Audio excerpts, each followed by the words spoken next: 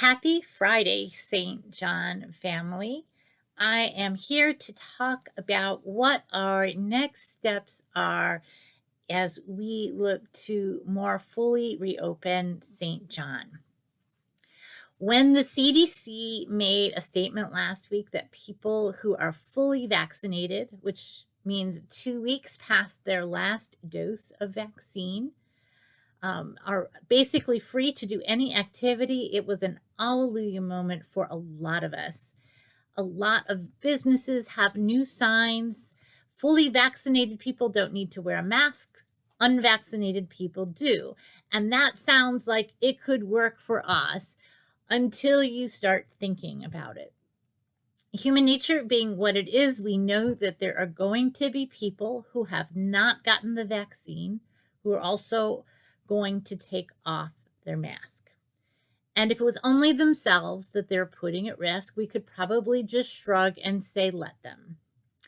But they also put any unvaccinated person at risk, even if the other person is wearing a mask. Why? Because wearing masks works best when both an infected person and an uninfected person both wear them. So a mask wearing person near an infected person isn't really safe. Let's take a moment and think about who are unvaccinated at this point. You have, on one hand, people who are willfully unvaccinated. They don't want to take the vaccine and who will remain unvaccinated. Again, that's their choice. And this isn't really something that we are going to spend a lot of time worrying about. But there are people who are trying to get vaccinated and aren't there yet. That would include me. I got my last shot of my vaccine on Monday, so I've got a couple more weeks until I am fully vaccinated. Vaccines in Missouri only opened up to all people 16 and older the end of April. And there are many adults who want to be vaccinated, who are in process getting vaccinated, but they aren't at a place where they are safe yet. Need a little bit of time for them to catch up. Youth ages 12 to 15 were given the opportunity to be vaccinated only a couple of weeks ago. They are not fully vaccinated yet. They need a little more time for them to catch up and enter the fully vaccinated tent. And children 11 and under are still unable to receive the vaccine. We have statistics that tell us that children are very unlikely to have a severe case of COVID, but with some of the new strains coming around, that's less certain.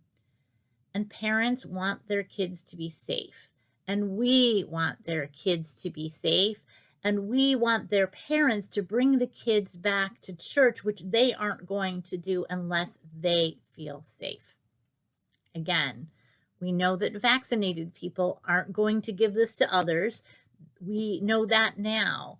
But when the masks come off, fully vaccinated people are not going to be the only ones who take off their masks. There are some who will take that as a license to take off their mask also, even if they can't safely do so. Unlike a grocery store or a gym or any other business you can name, we as a church have a mission, a mandate to care for the less fortunate.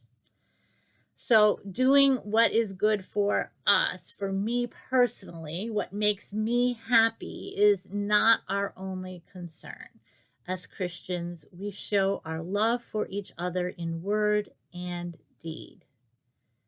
And selfishly, we want to encourage families to come back. I want to start back with children's programming this summer, and I want families to feel safe. Don't you? And it's not just worship, it's fellowship, it's small groups, it's meetings and youth mission trips and vacation Bible school. There are so many things that the church does, all of which have different types of participation and therefore different rules. The CDC recommendations, as welcome as they are, came at all of us with absolutely no warning and no instruction manual on how to roll this out for the good of all, or taking into account human nature. As I stand here, It is the morning after a church council meeting that lasted until 10:30 at night. It wasn't the only thing we discussed, but it was a lot of it, and we were not able to make every decision. But we did make one big change concerning worship. It may not be everything that every heart desires, but at this time we believe it is best for all generations at St. John. We have 2 services, so we have some options. 9 o'clock worship is going to be our safe zone. Anyone who is not fully vaccinated, which would include families with children or people in process, can feel safe being in worship because everyone will still wear a mask. Nursery and preschool care can feel safe for parents because leaders there will mask. You don't have to worry if they're vaccinated or not vaccinated. And we will have nursery and preschool care beginning at 9 a.m. June 6th. We will have programs for younger children starting soon after. But again, lots of moving pieces to put in place, and everything was opened up all at once. 10:30 worship is going to be the same policy you see at the grocery store. If you are fully vaccinated, you do not need to wear your mask. If you are not fully vaccinated, you do need to wear your mask. We are not going to check vaccination cards. We are not going to police this. If you have concerns, 9 o'clock is our safe zone. 10:30 is the honor system. Worship leaders will mirror the congregation. If you are fully vaccinated, you do not have to wear a mask. Those who are not fully vaccinated will wear masks. Currently, everybody on staff except for me is fully vaccinated. So I will wear a mask on Sunday. I'm actually on vacation May 30th, and then when I come back, I will not wear a mask. The others will already stop wearing a mask in worship. As we have different soloists and song leaders, they will also follow that policy. Mask on if you are not fully vaccinated, mask off if you are. That's as far as we could get by 10:30 p.m. last night. But we know we are not done. There are a lot more questions. Council is going to survey the congregation, and advisory board is already set to convene June 7th, and we'll hash all the details out about everything that the church does when we are there. One other thing, we had said we were doing outdoor worship at 10:30 through the end of the month, and we are going to just continue with that. So 10:30 outside, no masks this Sunday, next Sunday.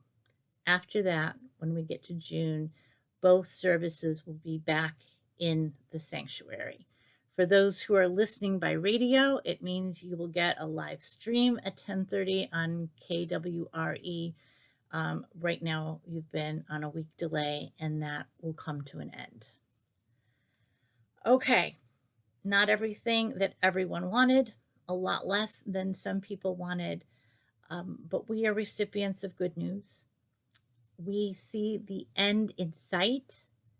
God has already brought us through so much, and we will go through this final leg of our journey together. Thank you.